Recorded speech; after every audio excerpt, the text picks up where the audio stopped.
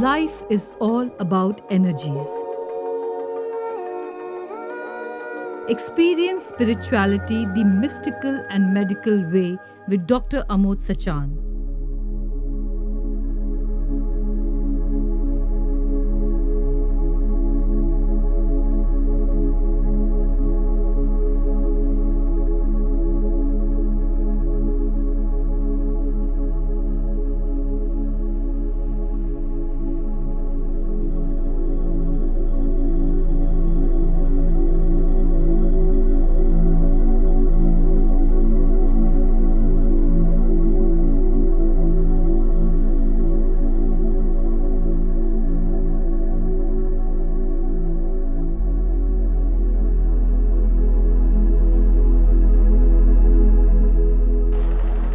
ओम नमः शिवाय।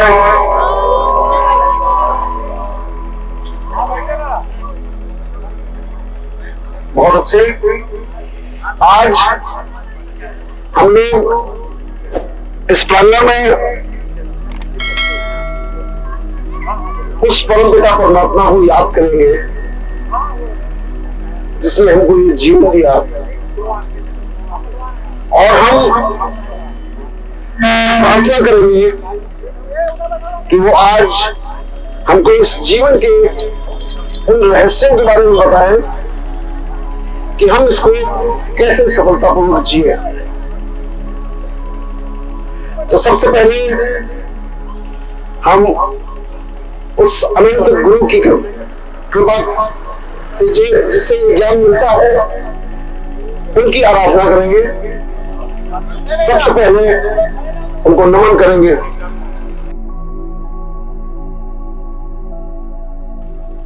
आज पूरे संसार में सभी लोग दुखी हैं, परेशान हैं। पूरे संसार में सभी लोग बीमार हैं। ऐसा कोई व्यक्ति नहीं है जिसके पास बीमारी नहीं है। यह तो शरीर में है या मन में है। मन में तो 100% लोगों की बीमारी है। ऐसा कोई व्यक्ति नहीं है जिसके अंदर मन में विकार हो जाते हो।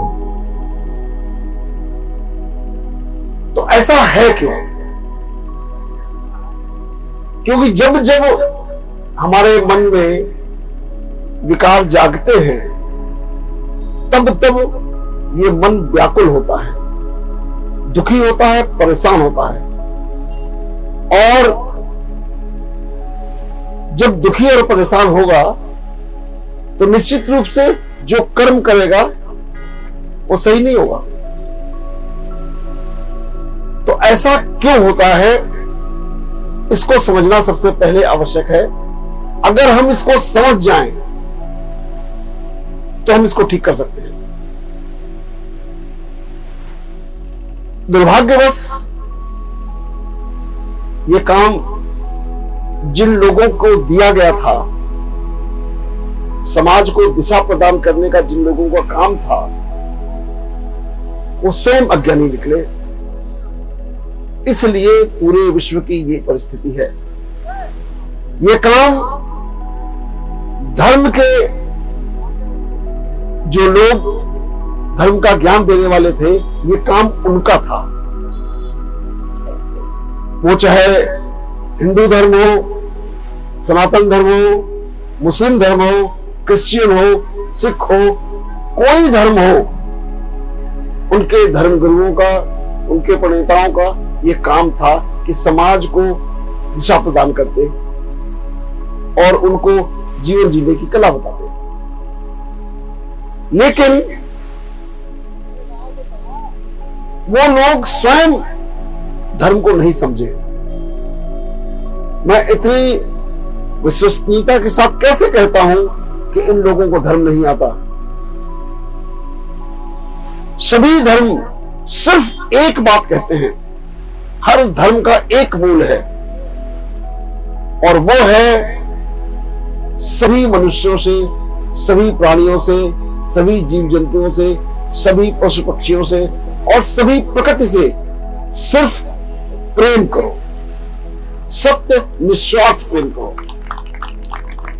जब हम इसको सत्य निस्वार्थ प्रेम करते हैं तो हम इस शरीर से स्वस्थ होते हैं। लेकिन आज परिस्थिति क्या है?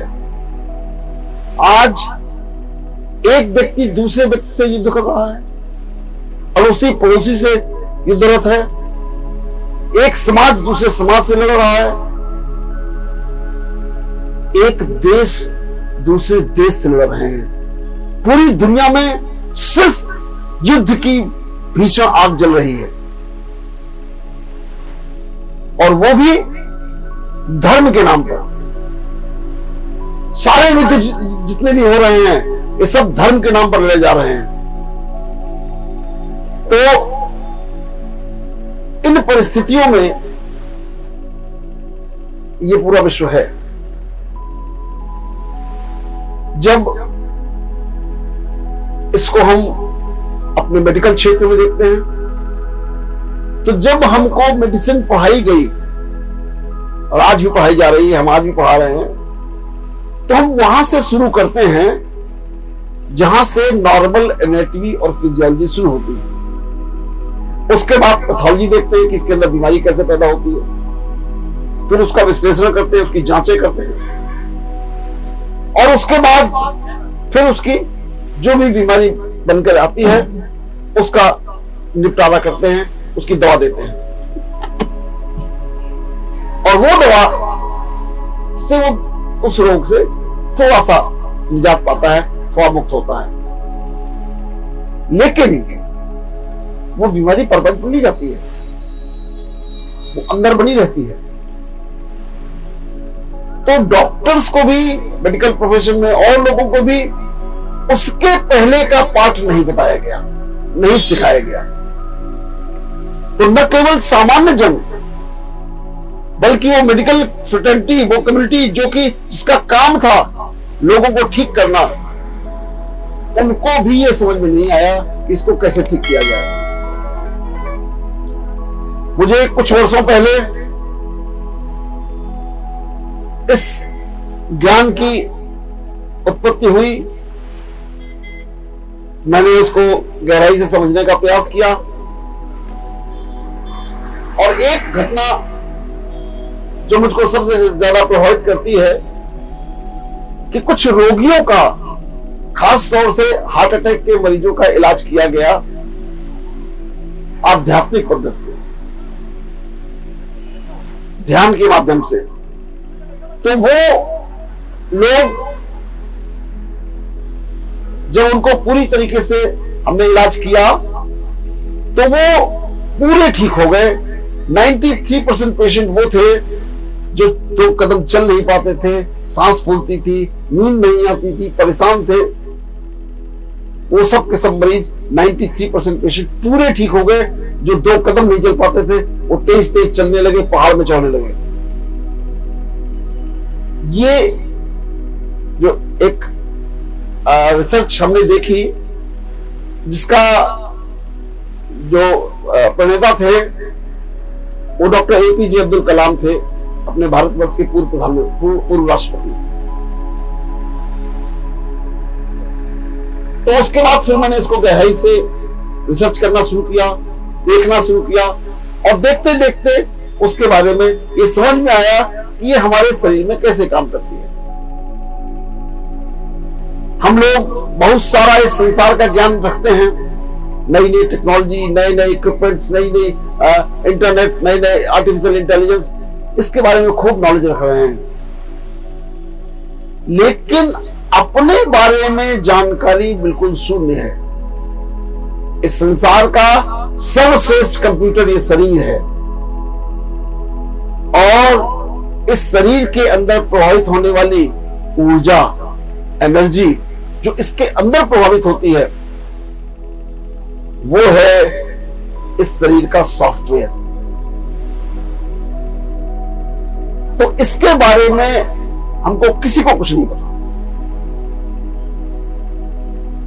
इस अज्ञानता के कारण समाज के सभी लोग जीवन जीने की कला नहीं जानते हैं, इसलिए दुखी और परेशान रहते हैं। हमको जीवन को समझना होगा कि जीवन है क्या। जीवन निरंतर चलने वाली प्रक्रिया है जो इस शरीर के माध्यम से पूरी करते हैं, और जीवन सिर्फ वर्तमान में होता है। ये क्षण जीवन है, जिस क्षण में हम बैठे हुए हैं ये जीवन है। न इसके पहले जीवन था, वो गुजर गया, पास्ट हो गया, वो कभी नहीं लौट सकता है। और इसके बाद भी जीवन नहीं होगा, वो आएगा तो वर्तमान बन के आएगा। तो हमारे मन मस्तिष्क में जिस तरीके से विचार चलते हैं वो बहुत ही एबनॉर्मल तरीके से चलते हैं, और वो जब जब हम पास्ट में सोचते हैं, भूतकाल में सोचते हैं, तो जो घटनाएं हमारे साथ खराब हुई हैं, किसी ने बुरा किया, किसी ने हमारा नुकसान पहुंचाया, किसी से इंजर्ड हुए, कोई भी जो बुरी घटनाएं होती हैं वही याद आती है। कोई अच्छी घटना याद नहीं आती है। अच्छी घटना के लिए विशेष रूप से प्रयत्न करना पड़ता है। और जब जब हम भविष्य में देखते हैं तो भी चूंकि मन हमारा वश में न होने के कारण वो निगेटिव सोचता है। ऐसा ना हो जाए, वैसा ना हो जाए, फेल ना हो जाए, इम्तिहान में गड़बड़ ना हो जाए, जीवन में कोई कष्ट ना आ जाए, कोई दुख ना आ जाए, कोई बीमारी ना आ जाए, कोई निकट संबंधी छूट ना जाए। ऐसी घटनाएं आती हैं। अक्सर माताएं बहनें बच्चों को स्कूल भेजती हैं, उनके मन में हर पल ये विचार रहता है ऐसा ना हो बच्चे का एक्सीडेंट हो जाए, जरा संभल के जाना, कोई एक्सीडेंट ना हो जाए। ये हमारे अंदर भय पैदा करता है। तो हम पूरे दिन लगातार ये तो दुख में रहते हैं या भय में रहते हैं। तो ये दुख और भय ये हमारे जीवन का लक्ष्य नहीं है। और दूसरी जो हमारे अंदर ये विकार पैदा होते हैं,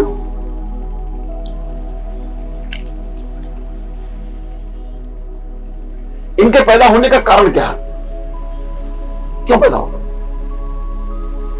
ये इस कारण से पैदा होते हैं कि मैं अपने आप को यह शरीर समझ बैठा हूं। ये दिखाई देता है, बाकी कुछ दिखाई नहीं देता है। जो इसके अंदर व्याप्त ऊर्जा है वो तो दिखाई देती नहीं है, लेकिन वो जब तक ये ऊर्जा रहती है तभी तक हम जीवित रहते हैं। और जिस क्षण ये ऊर्जा निकल जाती है उस क्षण हम मृत हो जाते हैं। इस शरीर किसी काम का नहीं होता। तो इस कारण से होता क्या है, इस देह अभिमान के कारण क्या होता है कि हमारे शरीर में पांचों इंद्रियां हैं। वो आफ्रेंट न्यूरॉन से ब्रेन के अंदर मैसेज भेजती है। अलग अलग एरिया में उसकी इमेज बनती है। ऑप्टिकल एरिया में, ऑल्फैक्टरी एरिया में, ऑडिटरी एरिया में, सब एरिया में अलग अलग इमेज बनती है। और वहां से प्रीफ्रंटल कॉर्टेक्स में जाकर के इमेज बन जाती है, और वो ये बताती है कि सामने जो कुछ हम देख रहे हैं वो कैसा है, उसका भाव कैसा है। और उसके बाद फिर इफरेंट न्यूरॉन के जरिए हम उसको एक्शन में कर देते हैं। मान लीजिए किसी व्यक्ति ने आपकी बहुत प्रशंसा करी, बहुत सम्मान किया आपका, तो आपके अंदर इमीडिएट रिएक्शन होता है कि ये बहुत अच्छा है, बहुत अच्छा है, और ये मुझको लगातार मिलता रहे। यदि किसी व्यक्ति ने आपके साथ दुर्व्यवहार किया, किसी ने आपको गाली दी, किसी ने झगड़ा किया, तो उस सूरत में आपका तुरंत एक्शन होता है। आप उसके प्रति तुरंत व्यवहार करने लगेंगे, या अगर बस का चलेगा तो दो झापड़ मार देंगे। ये क्या है? ये रिएक्शन है। और ये रिएक्शन होता कैसे है?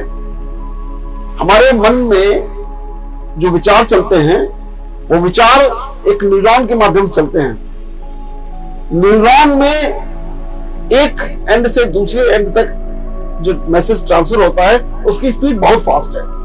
1 मिली सेकंड में, मतलब 1 सेकंड के 10,000वें हिस्से में मैसेज एक एंड से दूसरे में ट्रांसफर हो जाता है। जब ये ट्रांसफर हो जाता है तो लगातार एक न्यूरॉन 10,000 न्यूरॉन को स्टिमुलेट करता है, और वो 10,000 फिर अन्य 10,000 करते हैं। मतलब एक फ्रैक्शन ऑफ सेकंड में वो विचार पूरे मन मस्तिष्क में छा जाता है। और छाता क्या है? क्योंकि हमारे मन को सोचना आता नहीं है, समझना आता नहीं है, तो सोचता है ईर्ष्या, द्वेष, क्रोध, मोह, अहंकार, काम। सिर्फ यही विचार उसके अंदर आते हैं। अगर आप कभी एनालिसिस करिए तो आप पाएंगे आपके 24 घंटे इन्हीं विचारों के आसपास आपका मन भागता रहता है। ऐसा क्यों होता है? ऐसा इसलिए होता है कि मेरी इस शरीर के प्रति आसक्ति हो गई है और इस शरीर चाहता है सब कुछ अपने लिए, सिर्फ मुझको मिल जाए। और जब मिल जाता है तो भी संतुष्टता नहीं आती, तो अहंकार पैदा होता है, सब कुछ मेरा, मैं ही सबसे बड़ा।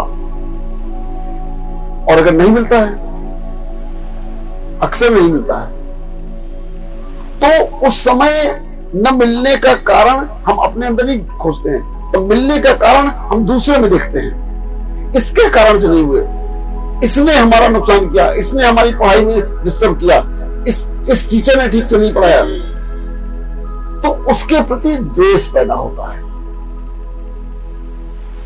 और जब दूसरे को मिल जाता है और हमको नहीं मिलता है तो ईर्ष्या पैदा होती है। तो सब मूल कारण इस शरीर का है और वो है इस शरीर का लोभ। और ये ऐसा है कि कभी भी पूर्ण नहीं होता है, हमेशा अतृप्त रहता है। मन की इच्छाएं ऐसी हैं जो कभी पूरी हो ही नहीं सकती। संसार का आप कुछ भी पा जाइए, आपको तुरंत उसके बाद अतृप्ति होगी, फिर नया ढूंढेंगे। तो उसकी तृप्ति का तरीका सिर्फ एक है और वो है संतुष्टता, सेटिस्फैक्शन।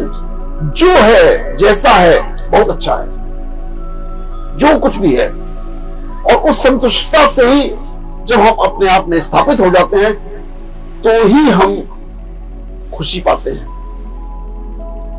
जब पूर्ण रूप से स्थापित हो जाते हैं तब आनंद आता है और हम पूरा जीवन दुख और भय में जीते हैं। खुशी तो आती नहीं है। और हमारे गुण क्या हैं? ये तो इस शरीर के गुण हो गए, ईर्ष्या, द्वेष, क्रोध, मोह, अहंकार, काम। ये तो इस शरीर के दोष है। मेरी आत्मा की क्या गुण है? तो आत्मा के परमपिता परमात्मा के गुण हैं और वो है सत्य, निस्वार्थ प्रेम, करुणा, दया, शुभ भावना, शुभ कामना, सबका कल्याण हो, सबका भला हो। ये भाव हमारे आत्मा के गुण हैं। और अभी हमारी आत्मा की जो पावर है वो बहुत घट चुकी है। इस समय तुम लोगों ने पढ़ी है साइंस, तुमको थोड़ा समझ में आ जाएगा। हमारे शरीर में 800 बिलियन न्यूरॉन्स हैं। उसमें से सिर्फ 3% न्यूरॉन है जो एक्टिव हैं।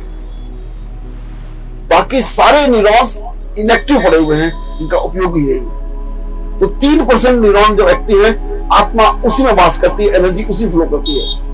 जो एनर्जी फ्लो करती है उसको हम रिकॉर्ड भी करते हैं, ईसीजी, ईईजी, ईएमजी, ये उसी की रिकॉर्डिंग है, उसी एनर्जी की। तो इस समय हमारी एनर्जी कितनी है? 3%। तो 3% एनर्जी से हमारा शरीर सिर्फ जिंदा है और बीमारियों सहित जिंदा है। हमारा जन्म बीमारी के लिए नहीं हुआ था कि हम इस धरती पे आएंगे और बीमार रहेंगे। हमारा जन्म 150 वर्ष की आयु थी मनुष्य की। जब इनिशियली मनुष्य फुल फॉर्म में आया था, 150 वर्ष आयु थी और कोई बीमारी नहीं होती थी। और जब आत्मा पूरी जागृत हो जाती है तो हमको सब दिखाई देने लगता है, पास्ट भी दिखाई देने लगता है, वर्तमान भी दिखाई देता है और भविष्य भी दिखाई देता है। तो हम सही निर्णय कर पाते हैं।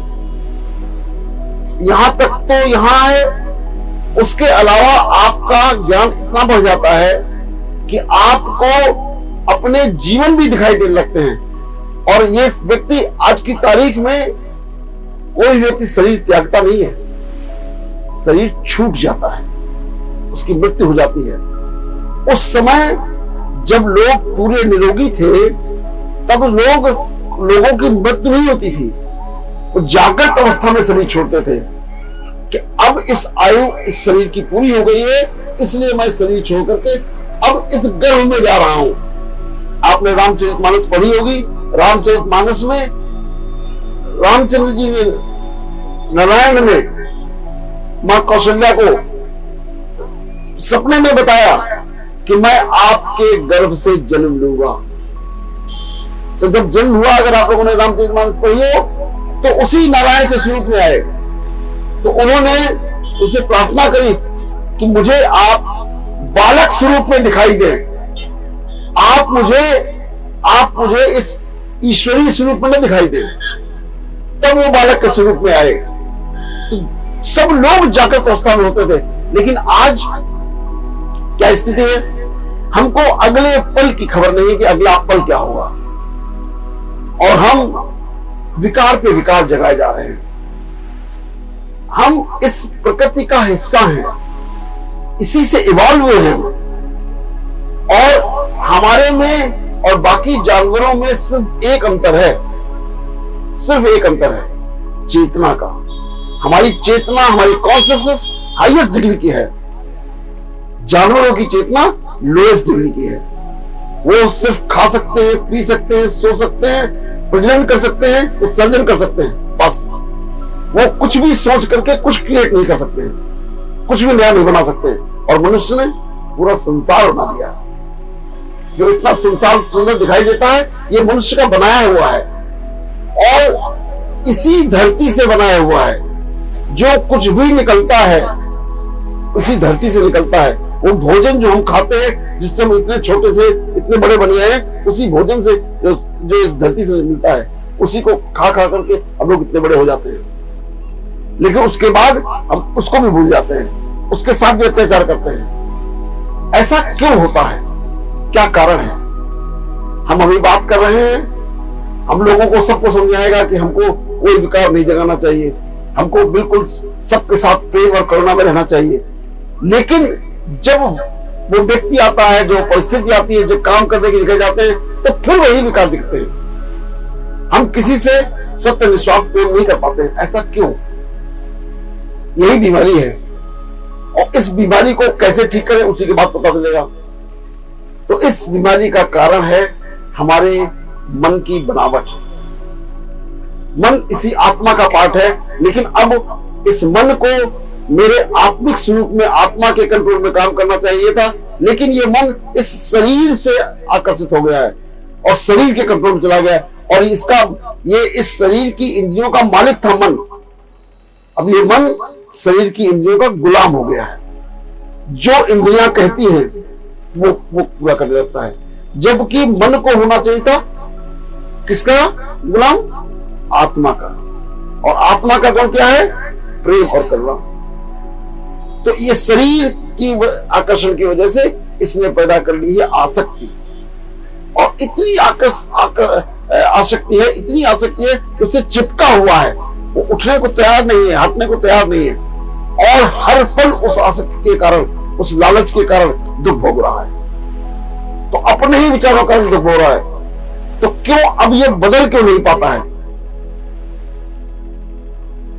क्यों नहीं बदल पा रहा है? हम चाह रहे हैं कि हमारा मन पवित्र हो जाए, मन प्रेम और करुणा से भर जाए और इन विकारों से मुक्त हो जाए, तो क्यों नहीं होता है? उसका कारण है मन, जो चेतना है इसके अंदर, उस चेतना में दो पार्ट हैं। एक है चेतन मन, एक है अवचेतन मन। चेतन मन जो है वो ये है जो सोचता है, पढ़ता है, लिखता है, करता है, काम करता है, वो चेतन मन है। अभी जो हम बातचीत कर रहे हैं, सुन रहे हैं, ये चेतन मन कर रहा है। चेतन मन की परसेंटेज 5% है और अवचेतन मन 95% है। और वो अवचेतन मन में क्या भरा क्या है? उसमें इस पूरे जीवन काल की रिकॉर्डिंग भरी है। उसमें पूरे जीवन की रिकॉर्डिंग भरी है, ऑडियो विजुअल रिकॉर्डिंग है। जैसे फॉर एग्जाम्पल, अभी हम लोग राम से नहीं घाट से चले, रामसरी घाट में हम लोगों ने वृक्षारोपण किया। वृक्षारोपण करके थोड़ी देर ध्यान किया, उसके बाद वहां से चले, बस में बैठे, बस से यहां से जहां से आए सब आप, और यहां तक जब पहुंचे सब आपने देखा, आपके मन में पूरा रिपीट हो गया रील की तरीके से। कैसे रिपीट हो गया? उसकी रिकॉर्डिंग है, और ये रिकॉर्डिंग पूरी की पूरी रिकॉर्डिंग, पूरे जीवन की रिकॉर्डिंग सिर्फ विकारों से भरी है। सिर्फ और सिर्फ विकार भरे हुए, सिर्फ ईर्ष्या, द्वेष, क्रोध, मोह, अहंकार और एक दूसरे के प्रति नफरत। तो उसकी वजह से हम इससे मुक्त नहीं हो पाते हैं। और 5% के अंदर कितनी पावर है? इतनी 95% वो इसको पंप देता है और वही काम करा लेता है। तो इसका इलाज क्या है? रोज देख रहे हो लोग सुसाइड कर रहे हैं, लोग एक दूसरे के प्रति घृणा कर रहे हैं, डिप्रेशन में जा रहे हैं, तो उसका इलाज भी तो चाहिए। वो इलाज, वो दवा नहीं है। जब तक हमारे सोचने की प्रवृत्ति नहीं बदलेगी तब तक कोई इलाज नहीं होगा। दवा थोड़ी देर के लिए सुला देगी, तो इलाज है उसका इसकी पूरे 95% अवचेतन मन की फॉर्मेटिंग, इसको पूरी तरीके से डिलीट कर दिया जाए और वो लिखा जाए जो आत्मा के गुण हैं। इसी को ध्यान कहते हैं। तो ये काम यदि हम लगातार करें तो हम अपने अवचेतन मन की जितनी मेमोरीज हैं उनको डिलीट कर सकते हैं, और वो मेमोरीज जो कि हमारे आत्मा के गुण हैं वो उसमें लिख सकते हैं, और लिख सकते हैं तो हमारी व्यक्तित्व पूरा बदल जाएगा।